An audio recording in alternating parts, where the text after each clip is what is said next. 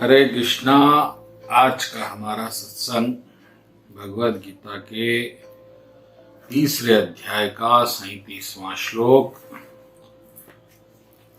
भगवान कृष्ण कह रहे हैं, काम एवं क्रोध एषु रजोगुण समद्भवा महाशनो महापाप्मा ऋणिम। इसका अर्थ है, भगवान ने कहा, हे अर्जुन, इसका कारण रजोगुण के संपर्क से उत्पन्न काम है, जो बाद में क्रोध का रूप धारण करता है और जो इस संसार का सर्वभक्षी पाप का शत्रु है। तो भक्तगणों, इस श्लोक को बड़े ध्यान से एक एक शब्द को समझना होगा कि भगवान कृष्ण क्या कह रहे हैं। इस श्लोक से पहले अर्जुन ने एक प्रश्न किया, प्रश्न भी मैं आपके लिए पढ़ता हूं कि अर्जुन ने कहा कि मनुष्य ना चाहते हुए भी प्राप्त कर्मों के लिए प्रेरित क्यों होता है। ऐसा लगता है कि उसे बलपूर्वक उसमें लगाया जा रहा है। देखिए भक्तगणों, जितने भी पाप पुण्य होते हैं शरीर के द्वारा, उसमें एक चेतना होती है जो आपको उसके तरफ ढकलती है, और जब वो एक बल का रूप, वेग का रूप धारण करती है, तो उसमें हो सकता है उस वक्त आपकी सम्मति हो या फिर कभी आपकी सम्मति ना हो। इस बात को ध्यान से समझिए। अर्जुन कह रहे हैं कि भगवान, ऐसा क्या है जिसके लिए मनुष्य ना चाहते हुए भी पाप करता है। जितने पाप होते हैं उसमें करीबन 90% लोगों को बाद में पछतावा होता है कि वो एक ऐसा क्षण था जिस पर उनका वश नहीं था, और अगर उस पर कुछ अंकुश वो लगा लेते तो शायद उस पाप से बच जाते। तो ये जो हमारे ऊपर हमारा शरीर कर रहा है, इसका कारण क्या है।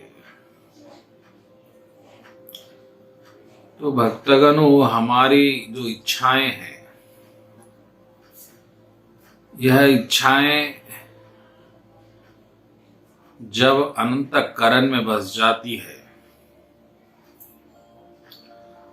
और फिर आत्मा बन जाती है। इच्छाएं तो हर मन में बबूले की तरह आती है, फिर चली भी जाती है। जैसा आपने किसी बहुत बड़ी सुंदर स्त्री को देखा किसी, तो ऐसा हो सकता है कि कुछ इच्छा जगे, फिर वह खत्म हो जाएगी। लेकिन अगर वही इच्छा दिल में उतर जाए, फिर दिल के गहन हृदय के कोने में बस जाए, और फिर बसने के बाद आपको उसके पाने की इच्छा हो जाए, फिर इच्छा होने के बाद आप उसके लिए प्रयत्न करें, तो यह समझ लेना कि अब वो इच्छा आपके अंतःकरण में पहुंच चुकी है, अब वो आपका अहंकार बन चुकी है और आपकी आत्मा भी बन चुकी है। ऐसी स्थिति में अगर आपकी इच्छा आ जाए तो फिर आपका इच्छा पर आपका बस हट जाता है। फिर आप इच्छा को नहीं चलाते, इच्छा आपको चलाती है। जिस तरह कोई शराबी पहले शराब पीता है तो अपनी इच्छा से पीता है, फिर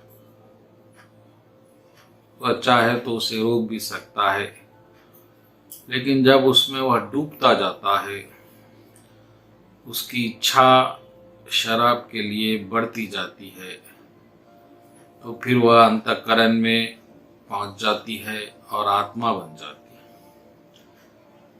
और फिर वह उसके बिना नहीं रह पाता, और फिर उस पर उसका वश नहीं चलता।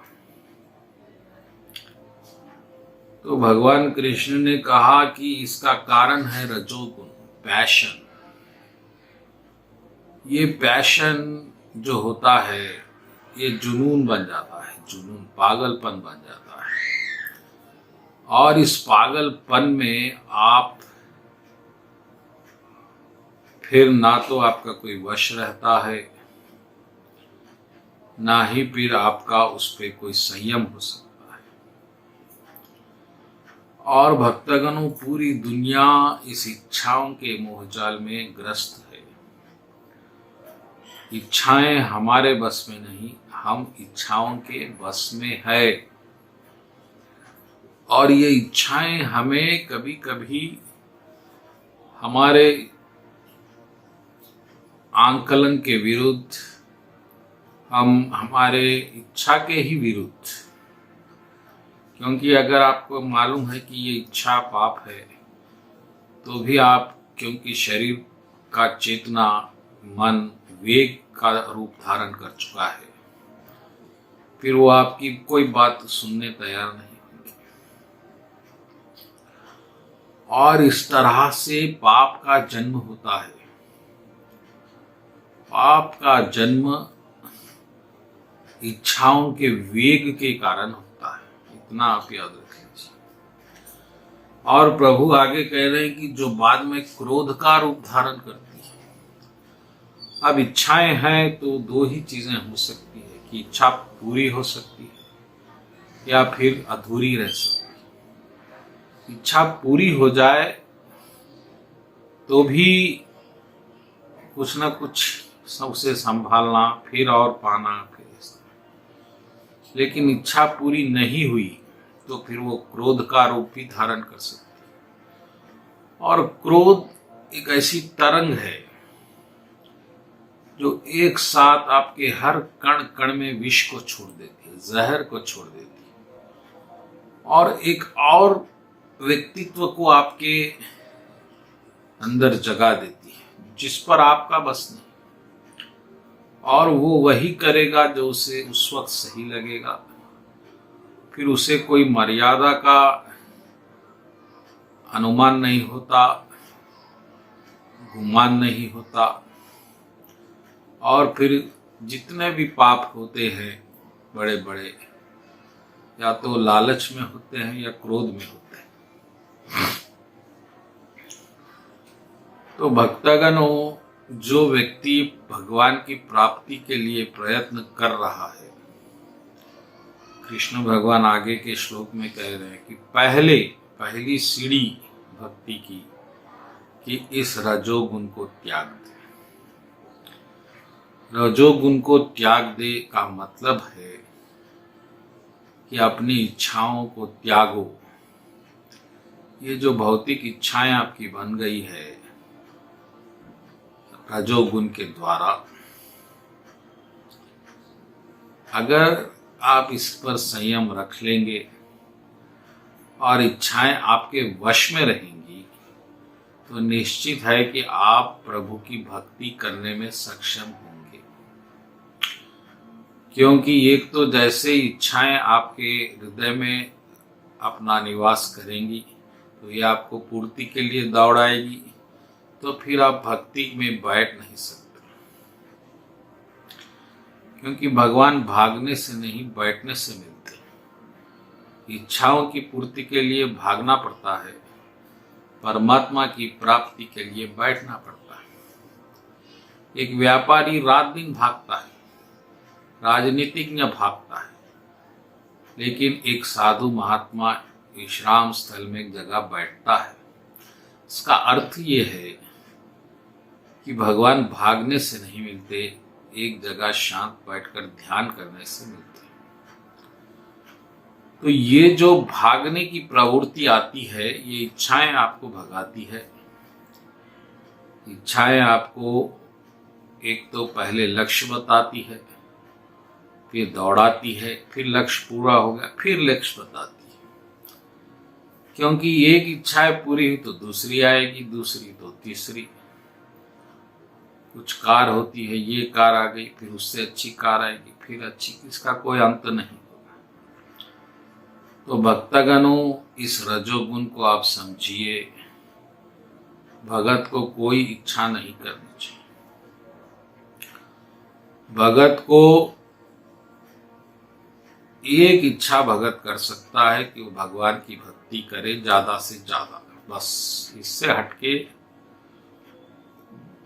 कोई और इच्छाएं वो ज्यादा ना बढ़ाए। इच्छाएं आएंगी जाएंगी, उस पर ध्यान न दे, उसके पूर्ति के लिए ना दौड़े।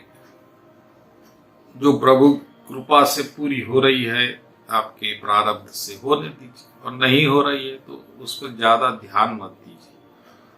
और इच्छाओं पे ध्यान के बजाय प्रभु के भक्ति पे बढ़ाने पे ध्यान दीजिए। और भक्ति बढ़ रही है, यह आपको किस तरह प्रतीत हो सकता है? जब आपका मन शांत है, विचलित नहीं है, और एक जगह बैठे हुए हैं, दौड़ नहीं रहे हैं, तो समझो कि आपने भक्ति पाई। और भक्ति में भगवान का नाम जपन, कीर्तन, सत्संग, ये सब आप करेंगे तो निश्चित ही आपको लाभ होगा। लेकिन प्रभु कह रहे हैं कि भैया पहले आप रजोगुण को त्यागिए।